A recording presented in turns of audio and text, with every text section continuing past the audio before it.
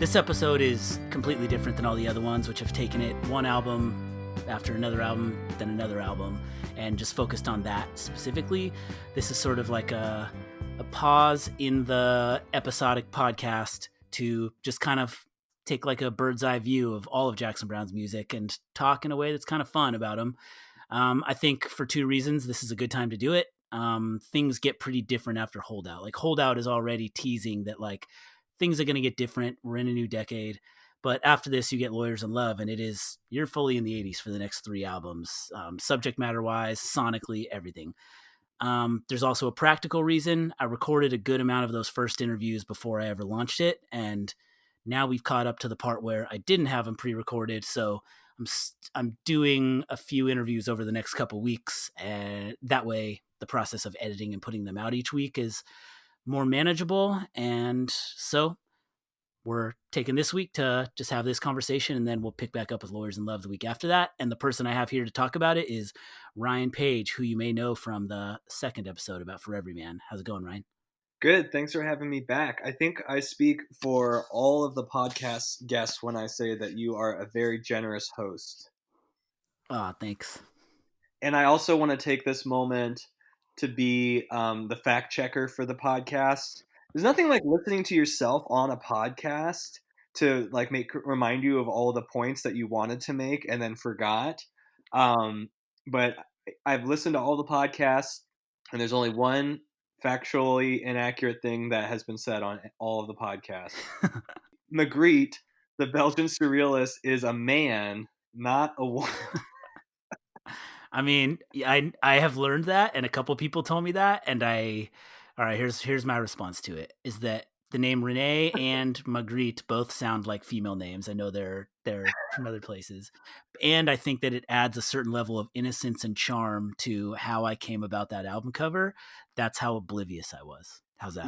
I think that's why it's funny to me. It's because it seems like something I would have done. It seems like a very obvious out of context. I just loved your story though about how you were in Italy, right? You were at like a museum in Italy. I'll never forget because it was like a small little free museum I could walk into called the Peggy Guggenheim Collection. I'll just always remember that. I wanted to get on record and have that corrected as people who are fans of Magritte and who are also Belgian, i.e. me. I just could not let that stand. Facts are facts, and I'm glad that you have allowed us to fact check it on the podcast. And actually, what people brought up to me, I think I own every album that we've talked about here on vinyl, but I don't own Late for the Sky on record, which is weird. I think I just haven't happened upon it. Maybe it's less likely to end up in like used bins and stuff like that. But there's a thing on the back of the album that says like cover art inspired by Magritte, if it's all reet, or I'm gonna need to be fact checked again because that's not exactly what it says, but there's a hint on the back of the album that sort of alludes to the fact that it's inspired by Magritte. That's funny. I was just listening, or I just did some research and was reading an article from Rolling Stone about how apparently on the back of Late for the Sky there was a line that said you could write the publisher to request a copy of the lyrics, because the lyrics aren't printed on the album, except that never happened. No one ever got sent lyrics. And this was like a 40 years later, Rolling Stone following up with Jackson Browne being like, hey, what happened to those lyrics? And he was sort of like, yeah, my bad. That's amazing to even like think about offering that to people. Well, apparently what happened was that he went to his record company, Warner Brothers, and was like, I want to print the lyrics on the album. They said, no, people don't do that anymore. And he's like, well, what if people could request them? And he's like, oh, yeah, they could write the publisher. Jackson Browne not realizing at the time that Warner Brothers was not the publisher. And the publisher, people would write them and they'd be like, no, we're not going to spend whatever 40 cents on a stamp and a printed sheet of lyrics for every person that writes us. No, we're not doing that. Okay, quick fact check on Ryan here. Warner Brothers actually was not the record label. That was Asylum. Warner Brothers was the publisher, and I just felt like I needed to get the facts straight on this. By the way, this episode will have far fewer edits and music fade-ins than the previous ones. It's a little more of a free-form ramble with a buddy. Back to the podcast. Okay, so the way we're gonna approach this one, Ryan and I are friends. We're just gonna talk a little bit about Jackson Browne as we've done many times before. We made a few little categories for ourselves to kind of like serve as tent poles for this conversation. And it's like music is the kind of thing you listen to and you like it the way you like it. So the idea of like scoring it category by category is not necessarily what you probably should do, but it's what we're going to do, and it's an enjoyable thing to do, I think, for both of us. Conversation starters. There's no right or wrong. Exactly. All right. So where we're gonna start is our favorite David Lindley moment on any Jackson Browne album. I'm gonna have you go first. First runner up would be his fiddle playing on Before the Deluge. I feel like his fiddle playing is kind of underrated in the universe of Jackson Browne. The coda on These Days, the end of the song solo. Yeah, he goes off there. But I'm just gonna go with the entire song "Late for the Sky." I was probably my first introduction to David Lindley. It's still like, I was trying to think of something more with a lot of these. I tried to think of maybe not obvious ones or dig a little bit deeper. And when I was thinking about it, I just every time I just come back to "Late for the Sky" over and over again. It's so funny that you say that because I did the same thing. I went searching. I know there's so much to choose from, and what I have typed on my little notes says "Late for the Sky, comma intro, solo, whole song." So like it is exactly that. It's like it is it it the way it guides you into that song, which is guiding you into an album where he is just amazing across the whole entire album, and like you said, on fiddle as well. But the solo is amazing and somber, and he's just kind of there even when he's not doing the intro and the solo. It's so good, and like the tone, it's just so good. Yeah, and I really was glad on the Late for the Sky podcast that Steven brought up that scene in Taxi Driver, because that's also one of my favorite scenes in any movie. And the scene when Travis is watching the American Bandstand, it's not Jackson singing really, it's Lindley's solo. It's true. That's what's playing on the TV. That's the sort of emotional core of the song. Ugh. And yeah, when I describe it to Steven that I didn't know that song was going to be there when I watched Taxi Driver and already connected with the song, the vivid memory that I hear that like caught me off guard and blindsided me and sort of like knocked me back was that. Like you hear Lindley sliding into it first, and it's so good. Yeah. I also had Redneck Friend as being another favorite David Lindley moment. Yeah, he's ripping pretty hard on that. All right. So now it's easy. Although I've really appreciated in some of these last episodes I've done, especially the running on empty one, how much attention I've given a lot of conversation to Lindley on this, and I'm obsessed with David Lindley, but the rest of the band is amazing. There's a lot of good music. There's a lot of good musical moments that aren't him, and like you don't associate this kind of music as like wow they're really shredding it up, but like there's a lot of really good musical arrangements on those first 6 albums. And so what's your favorite non-Lindley music moment? So I have a pretty decent list here that I'll just sort of run through, and I tried to stay away again from some obvious stuff. I didn't list like any of Jackson's piano playing or anything like that because it's just clearly consistently good. But one of the things that I did realize or I didn't know before, do you know the song "The Road in the Sky"? And it Yep. sort of starts out with that rocking guitar. That's Jackson on electric guitar. That's playing the intro to that song and plays electric guitar throughout it. Didn't realize Cool. that until I watched a live performance of it. Nice. So I'm gonna go with that.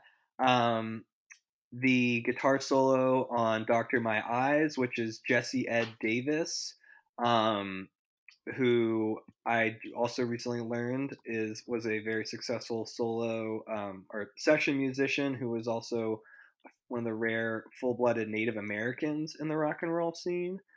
Um, the congas Cool. also on Doctor My Eyes, I really love. Um, just throw some good congas in there. The car engine sound on the end of The Late Show. I think that's beautiful. I love that. And in a lot of situations, I think I could find that to be cheesy. I think because Mhm. it's taking me directly to the album cover. There's a reference on the album to the model of car. Like it feels tasteful in a way that I think could easily miss done in the wrong way in the wrong spot. And then the organ intro on Under the Falling Sky is also one of Yeah. my favorite little musical details. The harmony vocals on From Silver Lake. I don't know if you want to sing that for us real quick. I I can't, but Some may find me running after them, singing something far away. We won't be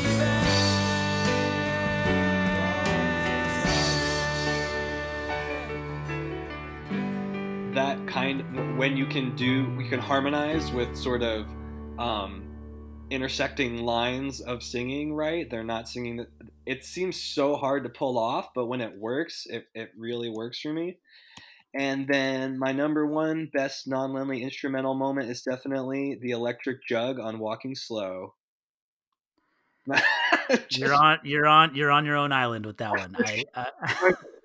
just because I know you have called it out before as a didgeridoo. It's not a didgeridoo. It's a jug. I looked it up specifically. Oh Um, man, that is a second fact check for the same album. yeah, I thought it was a didgeridoo as well. No, it's a jug. No, my actual favorite non-Lindley moment is the drum fill on Running on Empty. I can still hear it in my head anytime I want to. Coo, coo, coo, ka, coo, coo, ka. It's just like I've heard that song probably 1,000 times, and every time I have to air drum that drum solo little Yeah. fill.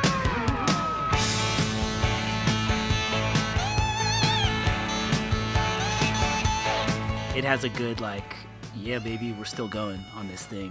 Like, it's good. I agree. So something that I absolutely loved and have loved, I think it's something that wasn't a thing I latched onto really hard when I was younger, and so I've grown to appreciate it even more. And I never burned myself out on it in any way. Is I've really come to enjoy the song "Under the Fallen Sky" top to bottom, Mhm. and the solo in "Under the Fallen Sky" comes heavy with the congas, and it's just this really tight, clean solo that's like guitar solo that's just very kind of staccato note, and with the like percussion going and the congas and everything kind of moving, it feels just really like spastic or something. Like it's just like almost nervous, and it's so I that's I'm calling that my favorite non-Lindley instrumental moment.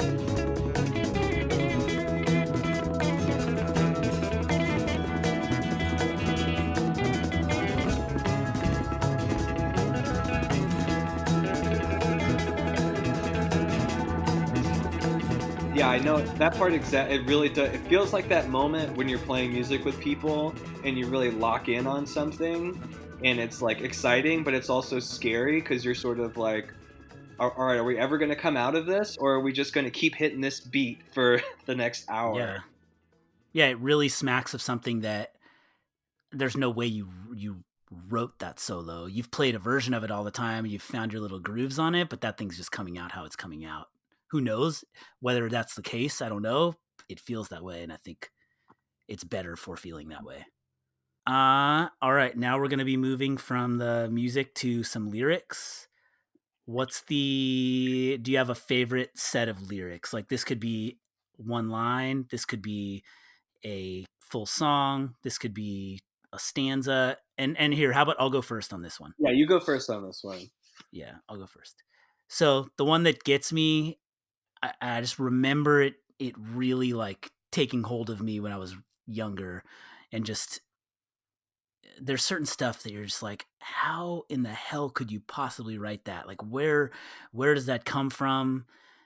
And so it's the the set of lines from Something Fine that goes, "The future hides and the past just slides and England lies between, floating in a silver mist so cold and so clean. California's shaking like an angry child will who has asked for love and is unanswered still." He's like talking about geographic places. He's describing them with their sort of like foggy cold England, earthquake prone California, and that whole entire song, because like that whole song, the main place it name checks is Morocco. That whole song does this job of like telling, expressing feelings and telling stories through places, but very obliquely. And I'm I've been obsessed with that song since the first time I heard it, and that set of lines is one that I just love. Yeah, there's so much imagery packed into just the a stanza. I have couple quick ones. One of my runners up was from Redneck Friend, "Daddy's in the Den shooting up the evening news." It's such a just little two-line jab from Jackson Browne, but it feels like writing that, in 1972 is really prophetic for Yeah. at least where my dad's at. I don't know if your dad's ever shooting up the evening news, but my dad definitely has a serious habit. I'm pretty sure that I mean, we're all on the internet and taking in our own version of some of this stuff, but the generation that precedes us, and really Jackson Brown's generation, uh, that's a I think that's a fixture in their lives. That's how they're consuming it. So my second runner up, it was from For a Dancer, and this actually is another fact check for our original podcast, which in our original podcast we had talked about the song "Ready or Not," which is about a woman being pregnant, and we talked about how I said something along the lines of, "Well, if my wife ever got pregnant again." And sure enough, she's pregnant again. It wasn't long after that podcast that she got pregnant. She got pregnant from that podcast. Yeah, that podcast impregnated her. Um, one of the things that I really love about Jackson Browne is his lyrics can relate to you in a way when if you've never experienced them before. So I'm kind of like going at about this at a roundabout way, but indulge me for a second. So I'll give you a perfect example of "Late for the Sky," which was the first Jackson Browne record that I ever had. I got it in college. My friend Justin gave me the vinyl record for it. Different Justin, but all the Justins in my life seem to play bass and love Jackson Browne. He bought me my first vinyl record player and gave me his own copy of "Late for the Sky." And I just remember I was listening to "Late for the Sky," the song, and laying on my floor and just crying to myself. And there's not very many songs that make me cry. And I got to tell you, Justin, when I'm listening to these lyrics about, how long have I been sleeping? And I did not have a girlfriend. I was not in a romantic relationship. In fact, the relationship, at that time of my life, I think the longest relationship I had been in was like 6 months. But I was feeling so much emotion from this song of something, if I'm being honest with myself, I never it- not, to this day have not really experienced. But his lyrics are so good and his songs are so timeless in their own way that it doesn't have to reflect their own life. And I feel the same way about For a Dancer. And the lyrics I picked were, "Into a dancer you have grown, from a seed somebody else has thrown. Go on ahead and throw some seeds of your own."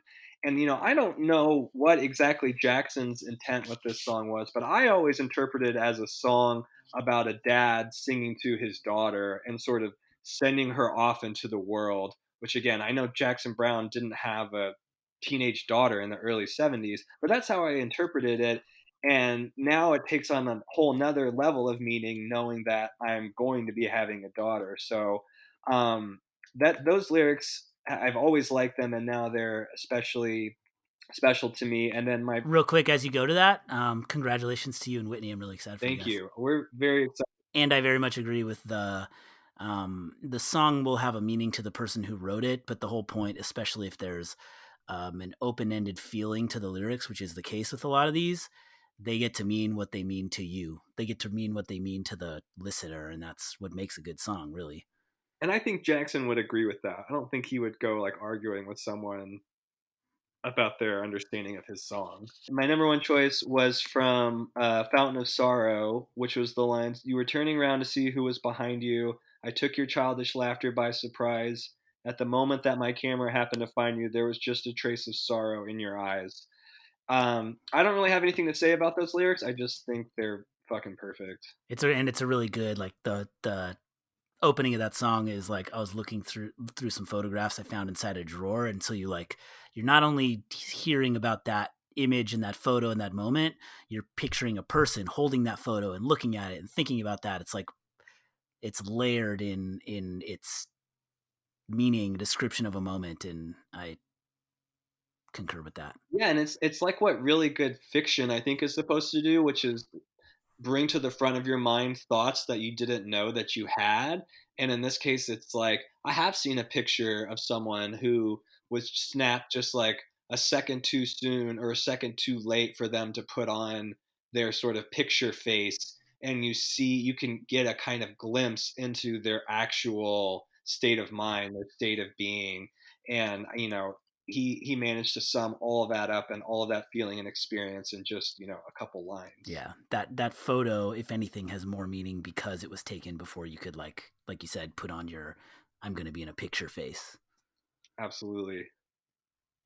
Okay, so now where we go with this is to our favorite Jackson Browne song. A quick setup for this is I think I've passively mentioned it in some episodes. I'll share it. I'll tweet it out and put a link to it in the description of this one. But I made a like bracket of Jackson Browne songs. It has four, like, imagine March Madness. Imagine they rank four sets of teams, seed 1 through 16. I did that with a bunch of Jackson Browne songs. Ryan kind of helped me put some second eyes on it and uh, check some of my biases probably, and then I pitted them all against each other in like a bracket that you could like go through and decide like, all right, Running on Empty is a 1 seed, I'm a Patriot's a 16 seed, which one wins, and send them through. So it's really just absolutely what you should. I can't believe you didn't even put Walking Slow. Well, so I didn't put Walking Slow on the bracket. My rationale, that is a good example of my personal bias probably, but where I'm coming from, I like Walking Slow, but I every other song from Late for the Sky is on there, and I I was trying to take a sampling, but me not putting Walking Slow on there, if that angers you, then that's just a good entry into the process of trying to do this bracket, because it's going to anger you like 15 more times as you do it, because you're basically taking pieces of art, pitting them against each other, and trying to like continuously uh, do that until you end up at a winner, which is quote unquote your favorite song. Obviously, you don't have to do that to pick out your favorite Jackson Browne song, and you don't even have to have a favorite song in the first place. But we did it, and I don't want to run through the whole entire bracket. I'd rather people just like, if they're interested in doing that, they should do it. But we can kind of go from that introduction to our favorite song any way we want. Like if you want to, I want to meet the person who's angry about the exclusion of Walking Slow. If you said if you're angry about that, my next thought was that Ryan wants to meet you. you want to start a side podcast that Yeah. slams this podcast. So after the Deluge podcast, As people listen to this, you should know, like, I don't know how it works with you, but like I know what my favorite Jackson Browne song is, and that's the song that won this. I enjoy the exercise of running these things through the bracket just for fun, and it makes me think about the songs and stuff. So what we get to as our favorite songs, these are our actual favorite songs. They're not just like, oh wow, a real sleeper won my bracket. These are our actual favorite songs. This is like a real actual conversation about our favorite songs. But were there any like moments in that bracket that we're like, I don't know, how am I going to pick between these two songs? This is horrible. yeah, the definitely the main, and I sort of cheated at mine because right off the bat in the first sort of category, there's The Late Show and Our Lady of the Well as a 7-10 matchup, and I would put both of those in my top 4 Jackson Browne songs, and I still wanted to do that, and so I just moved Our Lady of the Well down to, the second bracket where there was less songs that I was, sentimental about. I would also say in general that any of the sort of final 4 of my songs, I if on any given day, they could be my favorite Jackson Browne song. I don't know that there's one definitive, this is my favorite Jackson Browne song. What were those four for you? Do you have those? Oh, yeah, I'm looking at my bracket right now. The 4 were The Late Show, Late for the Sky, Fountain of Sorrow, and Our Lady of the Well, with Late for the Sky being the ultimate favorite. Awake again, I can't pretend, and I know I'm alone, and close to the end of the feeling we've known. And again, I could go with any of those. As you commented before, it's very heavy on side A of the album Late for the Sky. The Late Show is actually Whitney and I's song. That's our, whatever you want to, like, not our wedding. We didn't listen to it at our wedding, but that's just like our song. So I'm very Cool. sentimental about that one. Dr. My Eyes will always be a favorite of mine. I don't think I talked about on have you talked before about our aborted Jackson Browne self-titled podcast? I don't think we talked about that. I don't think I have. Yeah, we did like a pilot test that could have been the real one, but the neighbor ended up over here with kids running around. We were both talking into one microphone. I think I had like 2 or 3 beers during it, and so it was like really really good for like getting like sea legs for this kind of conversation, and it was a valuable thing in the process of creating this podcast, but not up to snuff for being the Just debut episode. something about just having a random neighbor kid without his shirt off the entire time just sullied the whole thing. But so I think I talked about on that one, my initial exposure to Jackson Browne was hearing a small snippet of the song Dr. My Eyes on one of those late night, like, 100 disc CD, like, best songs of the 70s infomercials, and I remember I would always try to catch that infomercial if it came on. I think I don't know why I didn't just like go on Napster and download the song or something, but that was my initial exposure to Jackson Browne. I'll always remember that, and Dr. My Eyes will always have a special place in my heart. Um, the other especially difficult first initial matchup in the 4th section bracket was A Child in These Hills versus Under the Falling Sky as a 7-10 matchup, and those are also 2 of my favorite songs. Something I've enjoyed, like you just talked about, that very very specific connection to Doctor of My Eyes that you just described, is like transitioning into the 80s and moving into these later albums. There are people who came to Jackson Browne through songs on those albums, and they have that same exact connection that you're talking about, and it's a good reminder to like, I've actually had a couple of these conversations already, and it's a really good reminder to like, it's paving a road for me to walk down and love those songs myself in ways that I hadn't in the past. And Mhm. there's just a song is a song on its own and can be looked at that way, but a song is also a thing that you connect with in a personal way, and so the circumstances around that also play into how that song's going to stick with you, you know. That also makes me kind of sad. It makes me sad to think about all of the songs. It's like trying to read Catcher in the Rye in your 30. And you shouldn't. You just, at that point, you shouldn't, because it's going to be lost on you if you're not like 15 years old and reading it. And it's just, I think about the whole galaxy of songs that I like missed my opportunity with them, or maybe they could have been something to me, but there still will be more, but there's got to be a ton that it's just too late. I have that experience with, somehow as a kid I never saw The Princess Bride, and so as an adult I watched The Princess Bride. I get that The Princess Bride is a very good movie. That it's a good movie. I watch it. I like it. I'm entertained by it. No hate mail come at me, please, about me like slandering Princess Bride. I know it's good, but the connection people who saw Princess Bride as a kid have with that movie is way beyond the way I feel about it. I know that's the case. Like, Yeah, that's the whole process of watching like movies you love from your childhood with your kid, and you're like, oh, Space Jam's not really that good. you were the perfect person at the perfect time to watch Space Jam when you watched it. And so, like, to that end, so to get to my favorite song, to sort of wind this conversation down, mine at the moment, this has changed multiple times over my life. Like, at a certain point it was Something Fine, at a certain point it was Ready or Not, at a certain point, it was Late for the Sky. But my favorite song, my favorite Jackson Browne song, is the song Farther On, which is also, what's interesting is like 3 of your top 4 are on side A of Late for the Sky. This is also on side A of Late for the Sky, and it's not one of the 3 that you have. But Farther On is like, part of, I think, what did it is there's this Jackson Browne documentary I've talked about on multiple episodes of this called Going Home.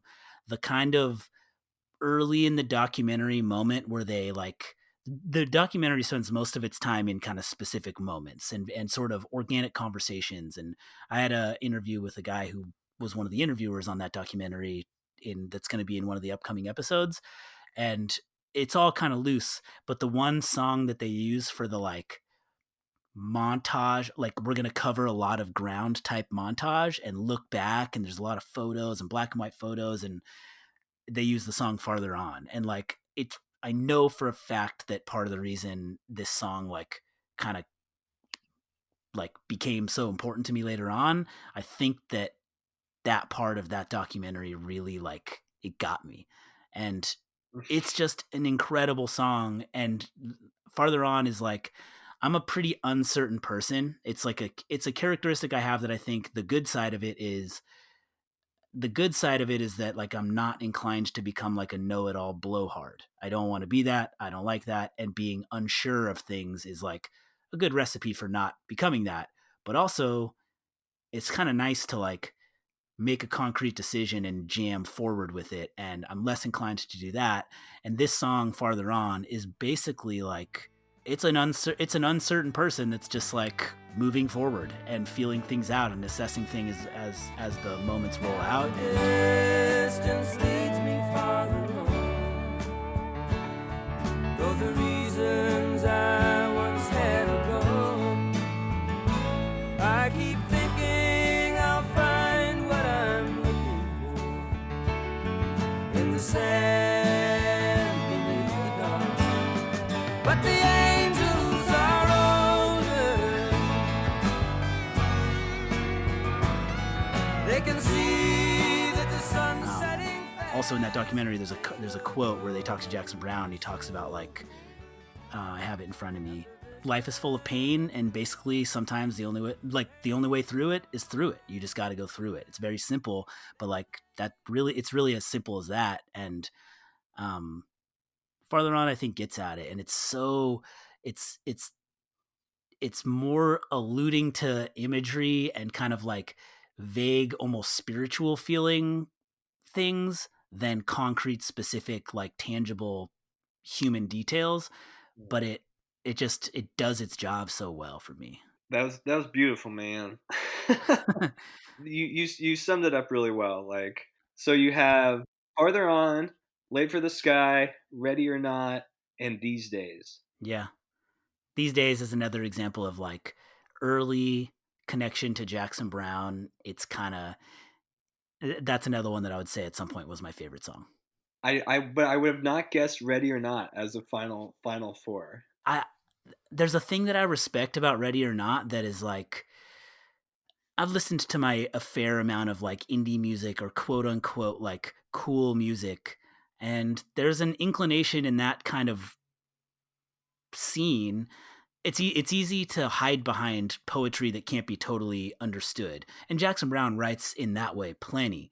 But Ready or Not is just like, it's just a guy, he's just laying it out, and it's a little bit funny, and it's a little bit it just to me feels like a very genuine song that he pulls off so well, and it also just has a good groove and feel, and it doesn't feel too heavy, but it also is making you think about life, especially life transitioning from childhood to adulthood and fatherhood and all that. I'll also throw out there that today my 4-year-old son decided that his favorite song was "You Love the Thunder" as we were listening to it driving in the car. Take that for what you will. Give him the bracket and just let him circle whatever he wants on there. See where he ends up.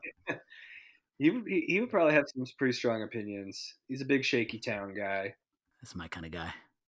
Well, cool. This was fun. I was glad it was nice to just have a loose, open conversation about this guy and his music. And the conversation last week about Holdout was, I think, a super valuable, cool, interesting conversation, but it was a little bit more of like a heavy scrutinizing look. And so it was fun to just kind of think about the things we love in this music and look forward. And I recorded the Lawyers in Love episode yesterday and had a super cool conversation that really actually opened my eyes to a lot on that album and Jackson Browne's music that follows, that I think if you've come this far in this podcast, I think you're going to love going forward to those albums, even if you're less familiar with them. I know I've enjoyed exploring them. Thanks for having me, and thanks for doing this podcast. Thanks for the support. Good talking to you. Maybe we'll do a post-mortem after the whole thing, after we get through the final albums and stuff. With Jackson Browne. Nice. Hey, Jackson Browne, do you remember when you said, when you see through love's illusion, there lies a danger? Is that true? Oh, God. One of the guys I talked to for one of the future episodes is like, he's talked to a lot of musicians. He's interviewed a lot of musicians and stuff. And he's like, man, like you talk to like Bob Dylan, you like ask them a question. He's just like, these people are just, they're still asking me about like, are you glad you went electric and shit? It's like, what? Who cares? Like, how do you possibly care? What are we doing here? All right, Ryan, thanks so much. Enjoy your long weekend. Between the darkness on the street and the houses filling up with light. Thanks for listening to that, and thanks again to Ryan for joining me. Had a lot of fun. If you have your own opinions about this kind of stuff, feel free to find me on Twitter at CoxJustin, CoxJustin, or send me an email at justincox22@gmail.com. I've enjoyed talking to people throughout all of this. As I alluded to earlier, the next albums are kind of different than a lot of the ones we've talked about, and if you've basically worn out the grooves on the first 5 or 6 Jackson Browne albums but haven't fully dipped into the ones that come later, I think this is a good chance to do it, and I think the people I speak with will help guide you through that. I know they have for me, and I'm really thankful for that. It's been cool.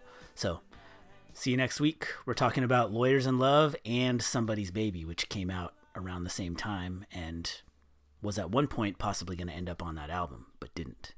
So, come back and hear about that. Thanks.